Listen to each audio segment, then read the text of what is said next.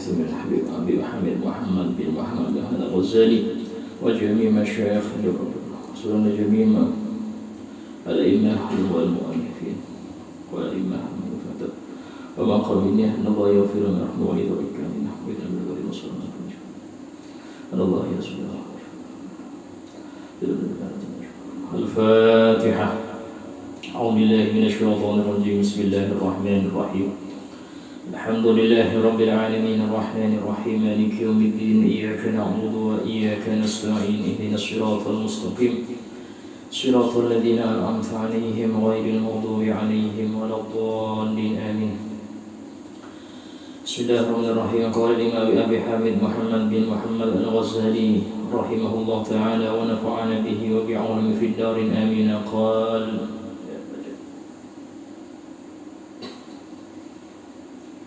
يا ولد أيها الولد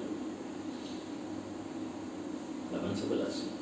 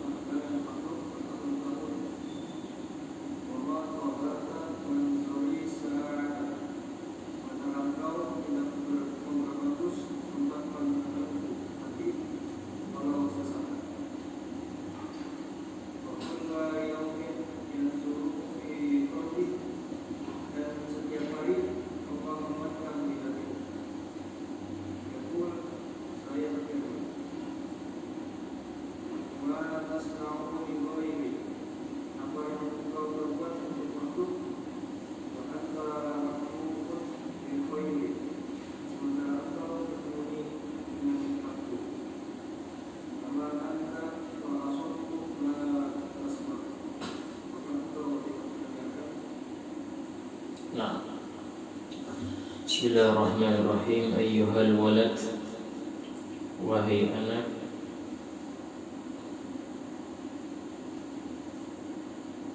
al-ilmu bila amalin junun. Suatu ilmu tanpa diamalkan, al-ilmu bila amalin, suatu ilmu tanpa diamalkan, jununun, adalah bentuk kegilaan. Suatu ilmu yang tidak diamalkan adalah bentuk kegilaan.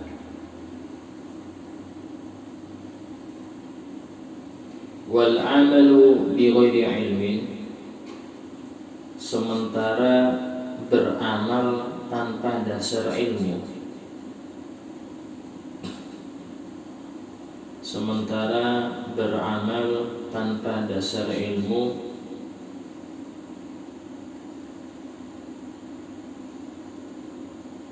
la yakun, tidak akan ada pahala.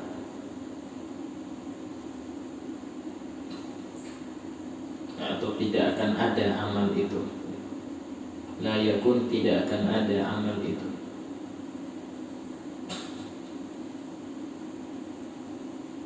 Nah, jadi ilmu di sini yang dimaksud ilmu tentang agama. Nah, ilmu agama ini ilmu yang menjadikan kita lebih baik atau menjauhkan kita dari keburukan. Itu ilmu agama. Ya, seperti akhlak, seperti berpakaian yang sopan, seperti berbicara, seperti mengatur pandangan, itu semua hubungannya akhirat. Nah, yang mengerti ilmu tersebut tapi gak diamalkan, sama seperti orang yang sakit parah, ngerti obatnya tapi gak mau minum. Dia sakit parah, ngerti obatnya dia. Oh, saya batuk, obatnya ini, ngerti. Dia batuk-batuk sampai keluar darah, tapi nggak minum. Jadi kan bentuk kegilaan. Istilahnya bentuk nggak waras ya. Seseorang yang mengerti sholat itu wajib, tapi tidak mau mengamalkan. Seseorang yang mengerti berbicara kotor itu haram, tapi masih saja dia melakukannya. Nah, itu termasuk bentuk gila ini macam-macam. Di antaranya adalah seseorang yang ngerti obat padahal dia sakit tapi nggak mau minum. Seseorang yang dia sakit kolesterol, dia ngerti ini makan kambing ini bikin tambah parah, tapi tetap dia makan. Ya berarti bentuk kegilaan. Ya. Nah, jangan salahkan kalau dia sudah kolak nanti habis makan itu. Nah, seperti itu juga. Seseorang yang sudah mengerti tentang bahaya di dunia ini atau kebaikan di dunia ini, tapi dia tidak mengikuti ilmunya. Dia tidak mengikuti apa yang sudah dia ketahui. Sementara kalau dibalik juga, amal tanpa dasar ilmu la yakun, maka amal itu tidak jadi. Di dalam konteks Zubat, Imam Ibn Rushd mengatakan wa kullu man biwari ilmin ya'malu wa kullu man biwari ilmin ya'malu, setiap orang yang beramal tanpa dasar ilmu, amaluhu mardudatun la tunbalu, maka seluruh amalnya tertolak, tidak diterima. Seluruh amalnya tertolak. Itulah umat Islam dewasa ini, banyak mereka mengeluh akan kefakiran, akan kesumpekan, banyak masalah. Padahal mereka mengatakan, ya Ustaz, saya sudah sholat, saya sudah mengerjakan aturan Allah, saya sudah gini, kok masih seperti ini? Jawabannya, sudahkah ibadah yang Anda laksanakan sesuai ilmu? Itu aja berarti. Sudahkah ibadah yang Anda laksanakan sesuai ilmu? Sebab kalau nggak sesuai, maka nggak dianggap amal gitu. Dan yang seperti itu lebih sulit daripada orang yang nggak sama sekali sholat. Orang yang nggak sholat sama sekali, itu dia mengira memang ya saya banyak dosa, saya nggak sholat, banyak dosa saya. Ya. Dan dia ada masa untuk tobat. Tapi orang sholat yang nggak ngerti aturan sholat, orang sholat tapi tidak ngerti cara sholat, tidak paham dan tidak mau tanya, yang seperti ini sulit mau tobat karena dia merasa nggak bersalah. Dia merasa saya sudah sholat kok, ahli sholat, tapi sholat Anda kayak apa? Pas nggak sesuai aturan Allah dan Rasul. Nah ini penyakit ini sudah merebak di masyarakat, sudah merebak. Ya. Apa penyebabnya? Yang pertama, sifat sombong, sehingga dia tidak mau bertanyakan kebenaran. Saya bilang sombong kenapa? Karena harusnya dia ini tanya urusan ini, tapi dia nggak mau tanya. Karena itulah mengapa sih sebagian orang itu walaupun ahli sholat tapi kok masih senang maksiat. Padahal dalam Al-Quran sendiri Allah berfirman, Inna sholata tanha anil fahsya'i wal munkar. Sholat itu dapat mencegah perbuatan keji dan munkar. Kalau sholatnya baik, yang lain pasti baik. Tapi mengapa kok masih terjadi kemaksiatan pada orang yang senang sholat? Maka periksa sholatnya. Periksa sholatnya. Apakah sesuai dengan yang Allah aturkan dalam Al-Quran atau yang Rasulullah sampaikan dalam hadis-hadisnya? Periksa. Kalau nggak beres, nah itu penyebabnya. Itu penyebabnya. Nah, sehingga seseorang yang dia ini mengerti, maka dia yang pertama kali dituju itu bukan ibadah dulu. Apa? Belajar dulu. Orang yang mau bertobat itu bukan ibadah dulu, tapi apa? Belajar dulu. Berapa banyak orang sudah kadung dapat titel orang soleh di kampungnya. Ketika dia disuruh belajar nggak mau, ya sudah besar gini suruh belajar lagi. Nah, kenapa? Merasa nggak level untuk belajar urusan wudhu, nggak level. Levelnya dia ini ya tasawuf, tentang hakikat-hakikat level. Tapi kalau urusan wudhu saya nggak level, ini urusan anak-anak, sudah bukan masanya. Padahal dia urusan wudhu nggak paham, dia urusan sholat nggak ngerti, langsung pengen makom tujuan dia, pengen makrifat. Ini kayak apa? Ya ini seperti ini. Ini sifat sombong ini bahaya. Bahkan kalau kita perhatikan wahyu Allah kepada Nabi Muhammad yang pertama tentang Iqra. Iqra apa artinya? Bacalah. 2 kali diulang. Iqra bismi rabbikal ladzi khalaq sama Iqra wa rabbukal akram. 2 kali disuruh baca. Ayo bacalah, bacalah. Apa yang dibaca? Pertama kali Iqra bismi rabbikal ladzi khalaq. Bacalah tentang dengan nama Tuhanmu yang menciptakan. Kenali dulu Allah Ta'ala. Yang kita kenali dulu. Gak usah ibadah tinggi-tinggi. Ini dulu. Nah, tidak mungkin orang bisa ibadah kalau gak kenal Allah. Apa sih mengenal Allah? Ya sifat wajibnya yang 20, sifat mustahilnya, sifat jaisnya. Nah itu kenali dulu. Nah berarti di sini apa? Mengisyaratkan agama itu menyuruh belajar dulu. Habis belajar baru akan mengerti cara ibadah. Kenapa? Karena ibadah tanpa dasar ilmu la yakun, tidak ada, nggak dianggap itu. Nah ini penting. Hanya saja syaitan nggak mau orang muslim ini sadar, semua muslim nggak mau. Karena itulah perhatikan di antara majelis-majelis ya, majelis yasinan, majelis istighosah, majelis maulidan, majelis ilmu, yang paling sepi majelis itu. Paling sepi di antara tadi istighosah, yasinan, paling sepi ilmu. Kenapa? Karena banyak yang tersinggung ketika hadir. Dan tersinggung itu obatnya dia, biar dia tahu, oh iya, tapi saya salah. Kalau istighosah nggak ada yang nyinggung, baca selesai tuh, makan-makan beres. Yasinan pun demikian, nggak ada yang tersinggung. Kenapa? Karena memang ilmu nggak ada. Tapi majelis ilmu itulah majelis yang disebut oleh Rasulullah SAW, huduru majlisi ilmin, menghadiri 1 kali majelis ilmu itu khairun min sholati alfi rakaat, lebih utama daripada sholat 1000 rakaat. Ya. Wa khairun min iyadati alfi marid, lebih besar pahala daripada menjenguk 1000 orang sakit. Hadir 1 majelis ilmu. Kenapa kok besar itu Ustaz? Iya, karena semua amal tidak mungkin terjadi tanpa ilmu. Semua amal tidak mungkin terjadi tanpa ilmu. Berapa banyak orang ketika dia nggak berilmu dia mengarahkan tenaganya, hartanya kepada sesuatu yang dia anggap baik, padahal masih ada yang lebih baik. Saya kasih contoh, ini orang Masya Allah sodakoh kemana-mana, ya, senang sodakoh, tapi dia punya utang jatuh tempo banyak, gak dibayar-bayar. Kalau dia ngerti ilmu, pasti dia akan bayar yang wajib dulu, karena pahalanya besar, jadi itu wajib.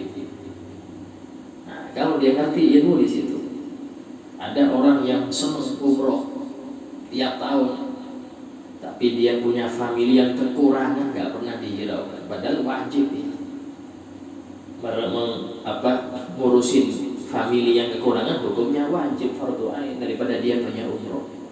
Sampai-sampai seorang ulama itu Syekh Abdullah bin Mubarak mengatakan, it'amul ja'i khairun min bina'i alfi jami'. Memberi makan satu orang yang kelaparan lebih besar pahalanya daripada Anda membangun 1000 masjid jami'. Orang sekarang kan membangun masjid, musola diperbaiki, tapi sekitar kelaparan gak dibiarkan. Ini yang penting ini. Yang penting.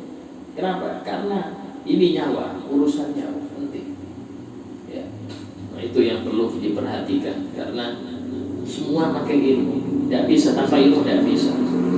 Dan ilmu itu bisa mengetahui ini baik, mana yang paling baik, itu ilmu yang ngurus, bukan nafsu. Ya, kalau nafsu pengen enak terus, tapi tidak, harus ilmu. Nah, karena itulah Rasulullah pernah bersabda,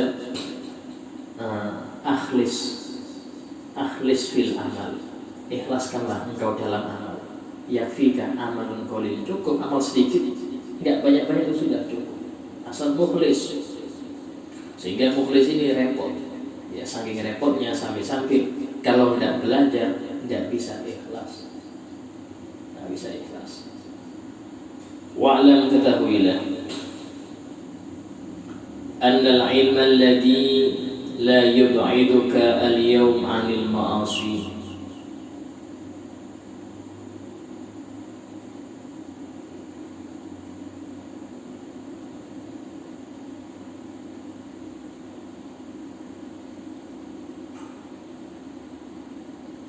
Ketahuilah bahwasanya ilmu, annal ilma, bahwasanya ilmu, alladzi la yub'iduka, yang tidak membuatmu jauh, al-yaum, di hari ini, anil ma'asi, dari kemaksiatan.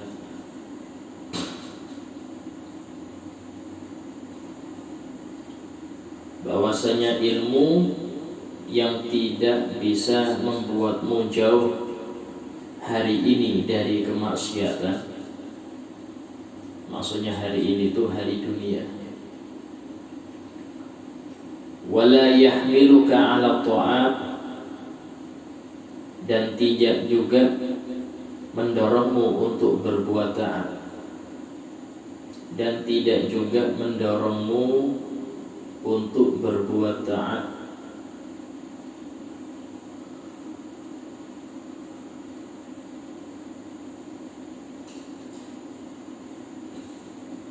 Lan yub'idaka, maka tidak mungkin ilmu itu menjauhkanmu. Lan yub'idaka, maka tidak mungkin ilmu itu akan menjauhkanmu.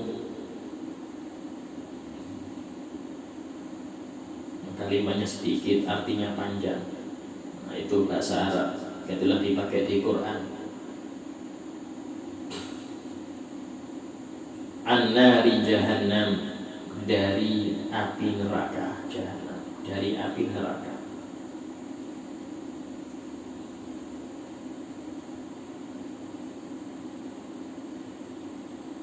Sehingga kadar seseorang itu bisa jauh dari neraka dan dekat dengan surga, itu adalah ilmu yang manfaat. Itu apa? Ilmu yang dia amalkan. Ilmu nafi ini apa sih? Ilmu nafi, ilmu manfaat itu ilmu yang menjadikan orang yang punya ilmu tersebut menjauhi maksiat dan semangat untuk taat. Itu manfaat. Walaupun nggak sempat ngajarkan, walaupun yang penting manfaat untuk dirinya itu sudah cukup. Kebalikannya, ilmu yang nggak manfaat itu yang sering Rasulullah SAW berlindung dari ilmu itu.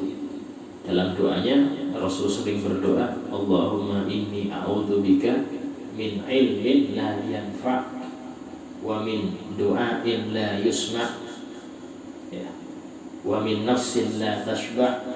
Dalam doanya, ya Allah, aku berlindung kepadamu dari ilmu yang gak manfaat.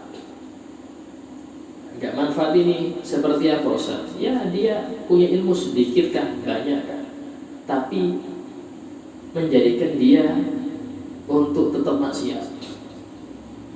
Bahkan khawatir ilmu tadi membuat dia gak tambah gampang maksiat. Contoh, dia membaca hadis-hadis tentang luasnya ampunan Allah. Oh, kalau wudu itu semua dosa muka luntur. Ya, dalam hadis orang wudu itu semua dosa di anggota wudu luntur semua. Wah, santai saja, habis maksiat itu insya Allah luntur. Ini berarti ilmu Anda bukan bikin tambah jauh dari neraka, malah Anda jadikan itu senjata untuk maksiat. Ya, ini hati-hati. Kadang ada, oh masya Allah, ampunan Allah ini sangat besar. Ya, dia baca tentang ampunan Allah, tentang rahmat Allah, masya Allah. Rasulullah itu syafaatnya untuk yang ahli kabair, orang-orang yang dosa besar. Oh, berarti pasti syafaat ini. Nah, ini hati-hati, ya. Tapi itu yang paling digemari masyarakat. Dai itu kalau mau laris undangan sampai kena enak-enak, yang bikin ini rezeki lancar, wah laris, senangi orang. Tapi hati-hati Pak, ini haram. Waduh, nggak laku lagi, nggak diundang lagi. Waduh, ini baru datang haram-haram untuk ini Ustaz. Tapi ya harus seperti itu, karena obat penyakitnya masyarakat ini macam-macam. Sehingga obatnya itu usahakan obat yang bisa diminum seluruh umat. Apa itu? Rasa takut kepada Allah. Itu mulai anak kecil sampai orang tua harus punya itu. Tapi kalau Anda kasih harapan ke anak muda, gampang, Allah Maha Pengampun, wah sepi masjid lah. Tidak gitu, nggak tobat lagi ya. Gampang, santai saja. Wudhu selesai kelar, sholat 2 rakaat selesai kelar, wis sholat hajat wis diampuni seluruh dosa. Kayak seperti ini repot ya. Padahal syarat untuk itu banyak syarat untuk diampuni ini nggak gampang, sehingga perlu dalam hal ini ya, seorang ustadz harus bijaksana. Ya, seorang yang dapat ilmu pun demikian. Jangan yang diambil yang enak-enak aja, tapi harus dia kerjakan itu semua. Nah, itu diantara ciri-ciri ilmu yang gak manfaat ya. Ilmunya banyak tapi yang dia cari celah. Contoh, orang ahli fikih, dia belajar fikih sehingga sampai belajar masalah khilaf-khilaf ya. Oh, ada kok yang membolehkan sholat di akhir waktu nih, boleh. Oh, boleh kok jamak, tidak ada syarat, tidak apa-apa. Mumpung malas sholat ya, mumpung malas sholat pas main PS, wah lihat jamak aja. Kenapa? Ya ada kok, saya nemu pendapat tidak apa-apa menjamak tanpa sebab. Nah, yang seperti ini ilmu yang tidak beres. Ada lagi yang bilang apa? Ya apa ini pinjam yang sekiranya enggak riba. Oh ada kok, cari ada pendapat hukumnya enggak dosa, minjemin dengan bunga ada yang enggak apa-apa. Caranya seperti ini, caranya kasih cara aja. Nah ini hati-hati ya, bahwasanya masalah syariat enggak bisa dihela-hela. Hela ini ditipu daya, enggak bisa. Allah lebih ngerti cara engkau, Allah lebih paham. Bahkan disebutkan di antara fikih yang bahaya Seperti ini contohnya. Saya punya uang 100 juta, ini sudah wajib zakat. Mulai awal Januari. Tanggal 20 Desember, ini 10 hari lagi wajib zakat ini. Maka saya panggil anak saya, nah sini, minta kasih 80 juta. Tapi simpen lo ya, jangan dipakai macam-macam. Oh iya Pak. Maka secara fikih hukum wajib zakat sudah gugur dari saya. Kenapa? Karena uangnya sudah nggak sampai nisab lagi, cuma 20 juta. Nah, sementara belum haul sudah terputus, ya sudah nggak wajib zakat. Habis seminggu tak panggil, nah mana uang tidak? Ini Pak, ya sudah. Nah kembali lagi 100 juta. Berarti mulai ini tahun depan baru wajib zakat. Secara fikih seperti itu, secara fikih. Tapi yang seperti ini dalam kitab tasawuf disebutkan, nanti orang-orang kayak model gini itu taruh tong dilempar ke neraka. Ya Rob, saya dosa apa? Saya nggak bakar engkau, bakar tongnya. Saya nggak bakar engkau, bakar tongnya loh. Ya, di dalam tong yang nggak panas. Ya ini, jadi dia mau tipu daya Allah. Tidak. Ya, hati-hati. Ini banyak, model ini banyak. Orang yang begitu banyak. Ya. Sehingga kalau sudah para ulama mayoritas bilang A, ya sudah A.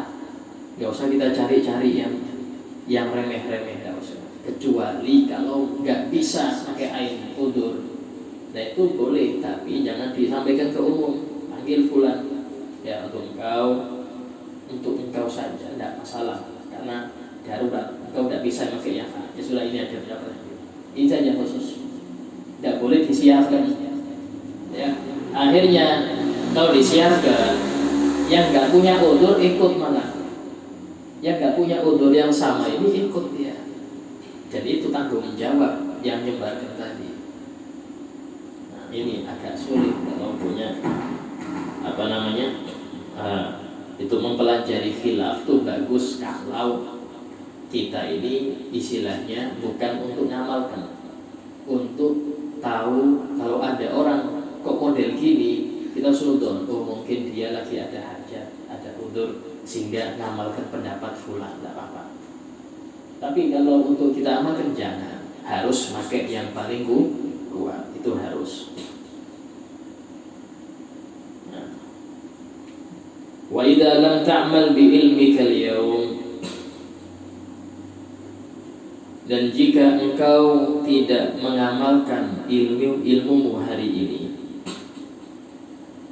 dan jika engkau tidak mengamalkan ilmumu hari ini,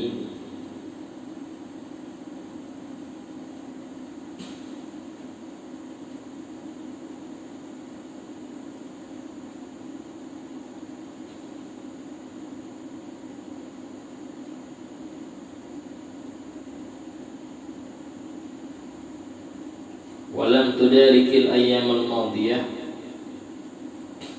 dan engkau tidak cepat-cepat menyusul hari-hari yang telah lalu. Maksudnya mengqadha ibadah-ibadah yang dia tinggalkan di masa lalu. Taqulu, maka engkau akan mengatakan ghadan, besok, yaumul qiyamah, di hari kiamat. Taqul, maka engkau akan mengatakan ghadan, besok, yaumul qiyamah, di hari kiamat. Ini Al-Quran ya. Ini gambaran ucapan orang-orang kafir dan orang-orang fasik nanti di akhirat. Farji'na, ya Allah kembalikan kami ke dunia, na'mal solihan, untuk beramal soleh.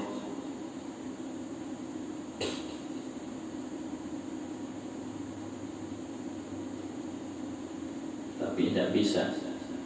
Fayuqalu, maka akan dikatakan kepadamu,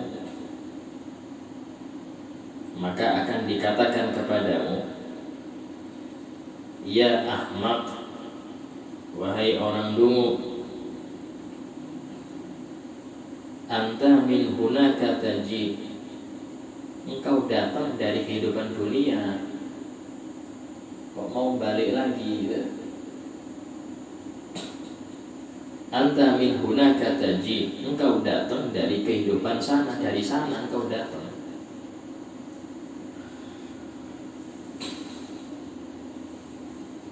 Jadi ini Imam Ghazali menegur orang-orang yang menunda-nunda amal.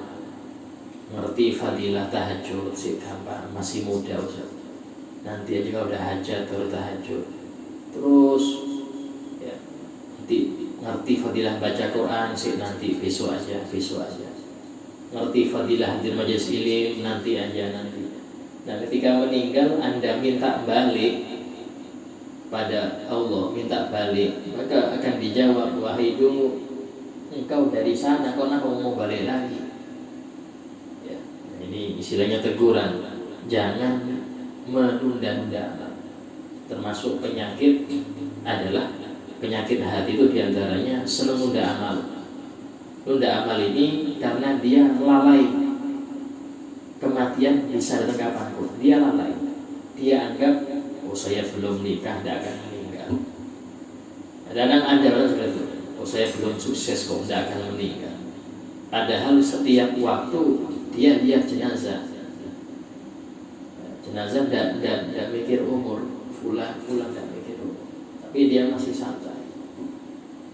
Nah, itu penyakitnya itu akan diantara penyebabnya yang timbul dari penyakit ghaflah, lalai adalah tadi menunda amal. Kadang sering kita ini pagi hari punya niat baca Quran, nanti HP-an dulu jam 9 lah. Jam 9 ada urusan, nanti insya Allah jam 10 sampai maghrib gak ngaji. Baru nyesel, ya Allah astagfirullah, coba ini pakai lau lagi, coba tadi tuh saya gak main HP, mungkin bisa ngaji 1 juz lah rumahnya. Ya besok aja ngaji. Besok ngaji malamnya wafat. Allahu Akbar. Ya itulah kisah yang paling menyedihkan itu. Seorang mau tidur, besok saya mau bertobat dari pacaran, dari sini bisa mau bertobat. Tidur meninggal ya. Belum tobat berarti, ya Allah. Ya. Itu cerita singkat menyedihkan.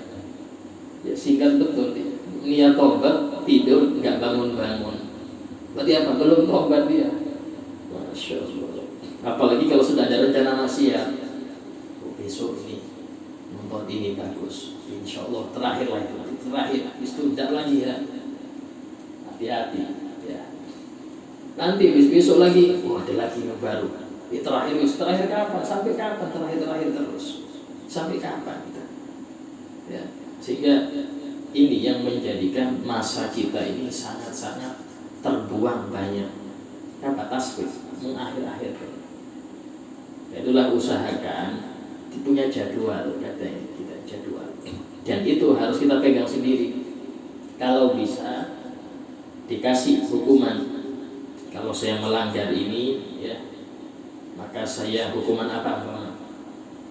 Mau neraktir teman enggak? Atau nanti saya sedekah 100.000. Wah berat Ustaz, ya harus berat hukuman. Kalau ringan ya dilanggar terus. Dengan sedekah 1.000 Ustaz ya 1.000. Apa? Ya, kalau seperti itu bukan hukum yang berat, sehingga nafsu Anda itu merasa terpacu. Ayo eman ini eman. 1.000 ini eman ini enggak jajan seminggu ini 1.000. Nah, mikir gitu, akhirnya kita ini semangat. Itu harus ada, harus. Ya kalau bisa harus ada itu. Jangan sampai enggak. Ya. Nah, dan insya Allah 40 hari kalau itu istiqomah akan kuat. Baru nanti tingkat yang lain. Itu namanya mujahadah, melawan hawa nafsu itu harus. Ya. Setiap kita wajib melawan hawa nafsu dan tidak boleh menuruti hawa nafsu. Tidak boleh. Sehingga dalam Al-Quran Allah berfirman, qad aflaha man zakkaha. Sungguh telah beruntung orang yang mensucikan jiwanya. Wa qad khaba man dassaha. Sia-sia orang yang mengotori jiwa. Kenapa? Ikutin hawa nafsu terus. Insyaallah kita bahas kitab Iwalat pada ikan itu. Lanjut ke kajian fikih sampai mana?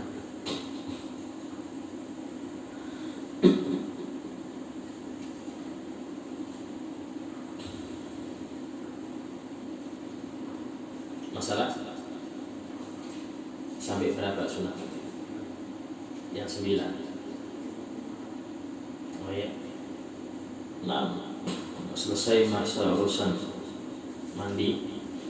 Nah, sekarang yang akan kita bahas bab selanjutnya, bab yang baru, hal-hal yang diharamkan, hal-hal yang diharamkan bagi orang yang nggak punya wudhu. Hal-hal yang diharamkan bagi orang yang nggak punya wudhu.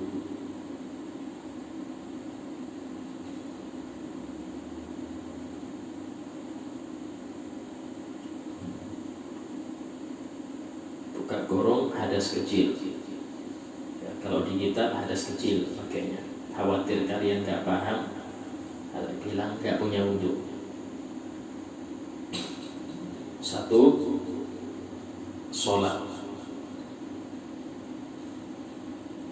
ya. Seseorang yang ngerti ya. Kalau lupa enggak masalah. Dia ngerti, dia ini nggak punya wudhu, tapi dia paksakan sholat, atau tengah-tengah sholat dia batal. Cuma karena di depan, waduh ini saya di depan, figur lagi, keluar soft bisa jadi omongan sekampung ini. Seminggu enggak selesai omongan ini. Wis tetap sholat aja, nanti saya kodok di rumah. Tetap sholat, bisa kodok di rumah. Dosa. Bahkan para ulama mengatakan dosa besar. Orang yang ngerti dia hadas, ngerti batal sholat, wudu, ngerti, tapi tetap sholat, itu dosa besar. Ya, sehingga hati-hati. Terus bagaimana Ustaz cara keluarnya? Ya sudah, keluar dari soft, tapi adabnya lewat samping. Kalau Anda sebelah kiri imam, berarti lewat sana, kanan imam lewat sini. Ya, nah, jangan merobek soft, tapi lewat samping. Sambil adabnya megang hidung. Kenapa? Biar orang gak suudon, biar dikira mimisel ini.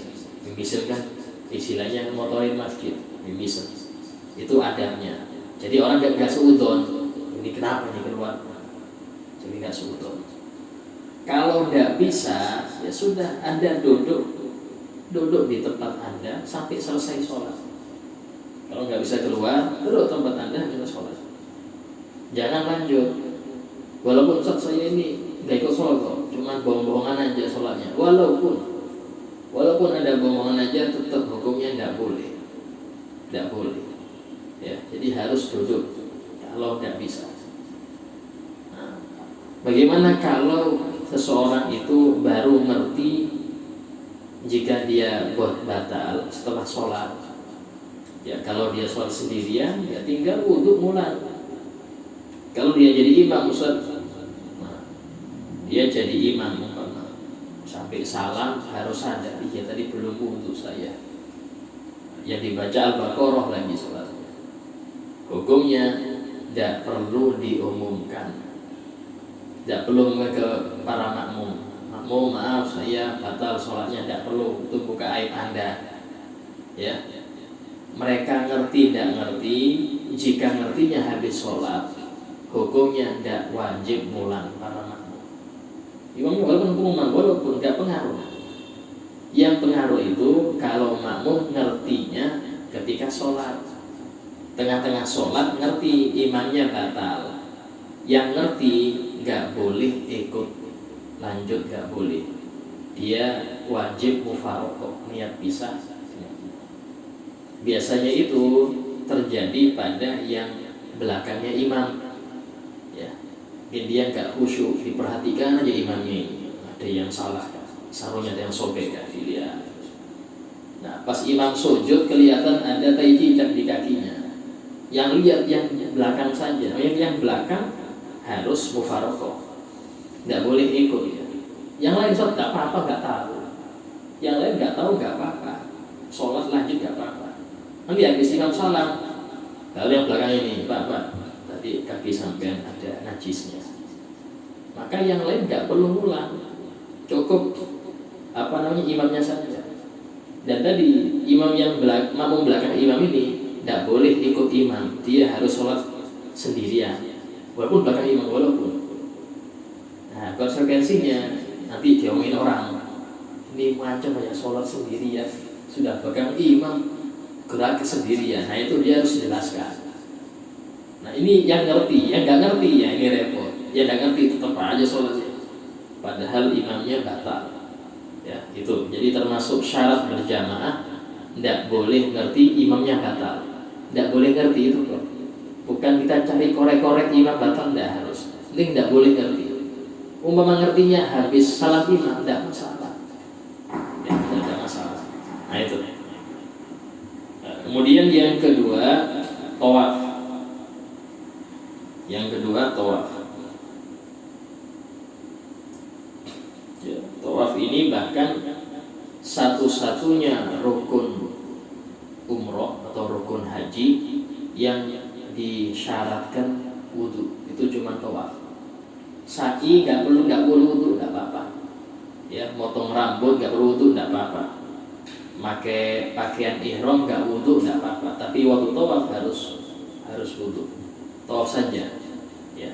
Itulah tawaf disebutkan. Tawaf ini kayak sholat kata Rasul. Cuman tawaf ini boleh ngomong, boleh ngobrol, boleh. Ya walaupun ya jangan. Ya, waktu tawaf ini dianjurkan membaca labbaik Allahumma labbaik. Terus yang lain yang baca al-ikhlas yang banyak, baca doa waktu keliling itu. Yang baca Quran, yang punya hafal Quran, baca Quran. Di waktu pas dekat dengan rukun Yaman itu Hajar Aswad, banyak doa di sana sambil muter. Ya, itu untuk yang umroh atau haji. Nah, terus bagaimana kalau di sana itu sulit untuk menjaga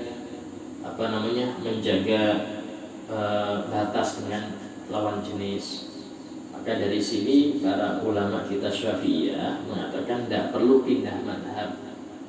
Ya, memang dalam madhab Maliki bersentuhan laki perempuan nggak batal wudu. Nah, cuman repotnya wudunya harus kayak Imam Maliki. Ya, wajib rambut seluruh, wajib digosok.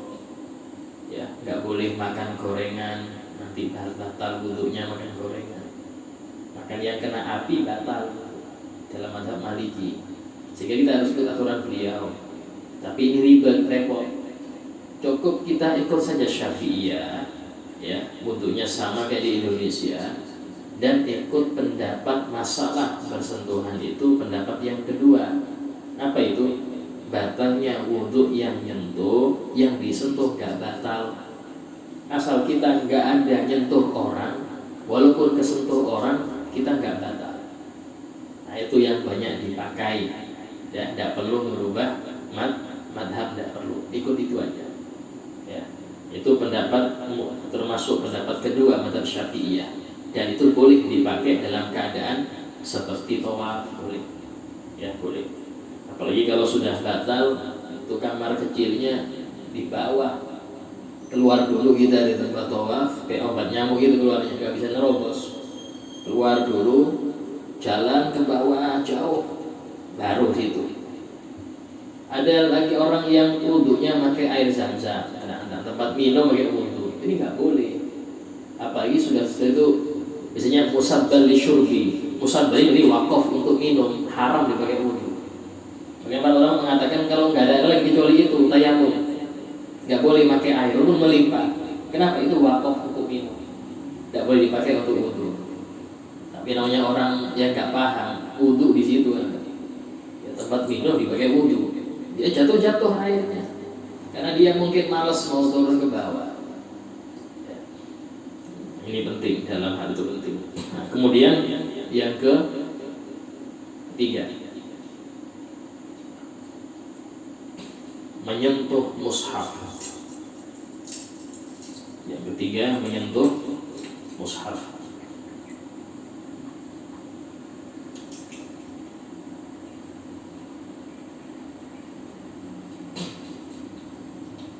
Mushaf ini apa? Mushaf ini lebih khusus dari Al-Quran, lebih umum. Mushaf ini segala sesuatu yang tertulis ayat Al-Quran padanya. Segala sesuatu yang tertulis ayat Al-Quran padanya dengan tujuan dipelajari. Jadi ayatnya itu untuk dipelajari. Ya, segala sesuatu yang tertulis ayat Quran di situ dengan tujuan dipelajari, maka hukumnya menyentuh sesuatu tersebut kalau nggak punya wudhu dosa. Ya, contoh guru nulis di papan tulis ayat wal asri, tulis dia. Guru jelas nulis nggak mungkin untuk kaligrafi, untuk dipelajari. Berarti megang papan tulis bagi yang nggak punya wudhu dosa. Ustaz kan papan tulis bukan Quran. Loh, ini bukan Quran, mushaf. Mushaf ini apapun itu yang tertulis ayat ya harus surat ayat. Walaupun separuh ayat. Tapi ditulisnya niat penulis pertama kali untuk dipelajari. Ya, beda kayak di atas ini. Nah, itu kan ada ayat itu. Ya, ayat kursi itu ya. Nah, itu nulisnya bukan dipelajari, itu hiasan. Sehingga Anda megang pun tidak apa-apa. Atau mungkin jimat. Ada kan biasanya kan tulis jimat. Itu nulisnya bukan untuk dipelajari, tapi itu untuk taswir, untuk sebagai tameng. Ya, atau untuk pelaris, itu tidak masalah ya. Tapi yang ditulis di ayat Quran atau hadis atau kalam-kalam thayyibah yang baik, nama-nama Allah, nama Rasul, tidak masalah seperti itu. Ya tulis. Nah, itu hukumnya memegangnya tidak apa-apa. Kenapa? Karena nulisnya bukan untuk niat dipelajari, tapi murni untuk taswir, untuk tameng, atau untuk hiasan kayak ini ya, di atas. Nah, atau untuk jimat. Nah, yang seperti itu dipegang tanpa wudhu tidak apa-apa. Nah, kalau di HP bagaimana? HP ini bagaimana ada Quran di HP? Maka di sini ulama khilaf. Ada yang mengatakan HP ini bukan tulisan, tapi dia cahaya. Seperti gini. Ya, anak punya center. Kemudian di situ anak tulis satu ayat, tak senterkan ke tembok. Kan muncul itu di tembok itu tulisannya. Nah, anak megang tembok termasuk megangnya atau enggak? Enggak, karena dia pantulan saja. Tembok ini cuma pantulan. Nah, itu juga HP ini pantulan saja. Ya. Jadi yang mengatakan itu pantulan saja, hukumnya tidak apa-apa. Walaupun pas buka Quran dia nggak buka walaupun. Cuman yang lebih hati-hati ketika kita buka tetap pakai wudhu. Tapi pas ditutup aplikasinya, ya silahkan. Semua pendapat nggak mengatakan kita wajib wudhu pas megang HP. Tapi pas kebuka aplikasinya, di sini ulama mengatakan lebih afdol kita berwudhu. Kenapa? Karena ada tulisan Quran. Walaupun bukan tulisan itu, cuman pantulan cahaya. Nah, itu yang bedakan. Ya. Sama seperti potongan Quran. Ada Al-Quran yang tersobek. Itu walaupun cuma satu ayat, satu huruf, tapi kita yakin ini dari Al-Quran, hukumnya mushaf juga. Nah, termasuk mushaf adalah bungkusnya. Cina ada kan bungkusnya yang dari agak kaku itu. Nah, itu juga masuk. So, saya nggak megang Quran, megang ini ya sama. Ya. Bagaimana kalau kotaknya? Dan ada Quran yang ada kotaknya misalnya. Nah, ini kotaknya termasuk nggak boleh nggak kita megang itu tanpa wudhu?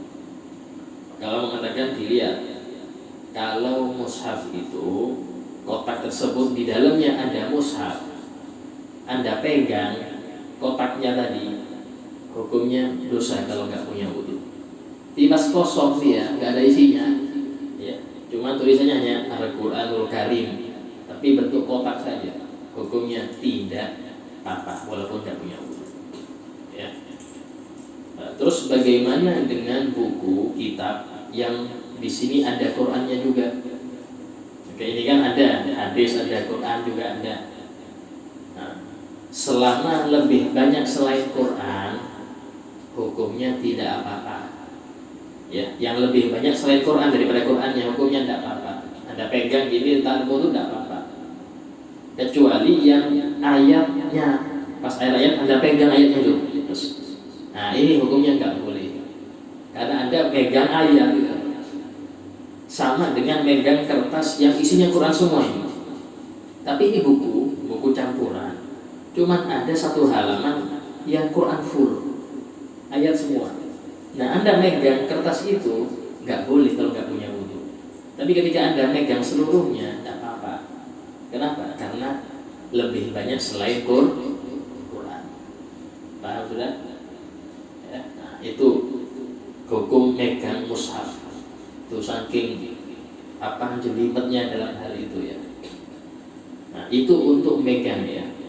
Kalau untuk menjaga kehormatan, semua yang tertulis ayat itu wajib dihormati, alias tidak boleh diletakkan di bawah atau tempat-tempat yang hina.